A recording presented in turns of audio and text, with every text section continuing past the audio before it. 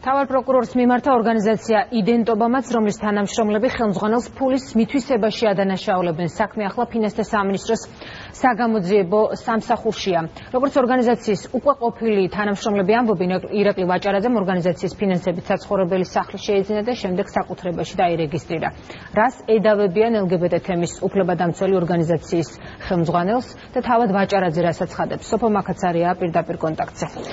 ხატი არასამთავრობო ორგანიზაცია იდენტობის ხელმძღვანელს ვაჭარაძეს საკუთარი ყოფილი თანამშრომლები ორგანიზაციის კუთვნილის სახსრების არამიზნობრივ გამოყენებაში ადანაშაულებენ. ამ თემაზე წერილი, როგორც შენ აღნიშნე, პროკურორს უკვე გაეგზავნა ეს საკითხი საზოგადოებისთვის ცნობილი იდენტობის ყოფილი თანამშრომლის ნინო ბოლქვაძის Facebook პოსტის საშუალებით გახდა, თუმცა რაოდენ გასაკვირიც არ უნდა იყოს, ჩვენ დავუკავშირდით ბოლქვაძეს, ვცადეთ ის ჩაგვეწერა რეპორტაჟისთვის და უარი მივიღეთ. ნინო ბოლქვაძემ არც კამერებთან საუბარი ისურვა და არც მეტი ინფორმაციის მოწოდება, თუმცა პოსტი მისი პირადი გვერდიდან არ გამქრალა.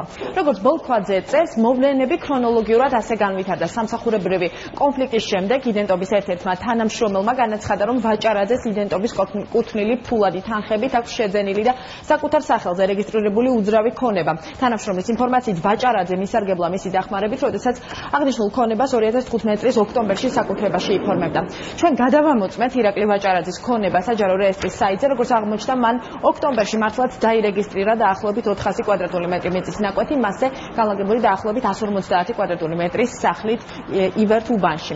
სამწუხაროდ იმის გამო, რომ ზუსტი მისამართი მითითებული არ არის, ჩვენ ამ სახლის გადაღება ვერ შევძელით, თუმცა გადავიღეთ ლუბლიანეს ქუჩაზე მდებარე საცხოვრებელი სახლი, რომელიც 2013 წელს ასევე მის სახელზეა დარეგისტრირებული. ამ დროისთვის ახლადაშენებულ კორპუსში არავინ ცხოვრობდა, შესაბამისად ვაჭარაძის კუთვნილი სახლის რემონტზეა. როგორც ბოლქვაძე თავის პოსტში წერს, თათბირის შემდეგ დადგინდა, რომ ვაჭარაძე ორგანიზაციის თანხით ოფისის შეძენას აპირებდა, თუმცა ორგანიზაციას ოფისი არ შეუძენია და ვაჭარაძემ ბინა და კერძო სახლი ამ თანხით თავისთვის შეიძინა.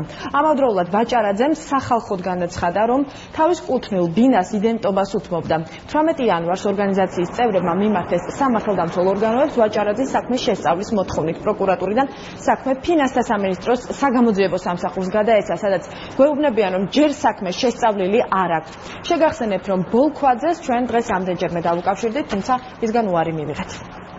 პროკურატურისგან ხომ მიიღეთ, ეგ რო გითხრათ? არ მიგვიღია ჯერ რომ მიგვიღო კომენტარს ისე მოგცემდით, ანუ გამოგზავნილია, მაგრამ პროცედურა არ დამთავრებულა ჯერ, არ არის ჩვენ სამსახურში მოსული. ბუნებრივია, ჩვენ ვეცადეთ დავკავშირებოდით ირაკლი ვაჭარაძეს, ის უკვე მეორე დღეა სატელეფონო ზარებს და გზავნილებს არ პასუხობს.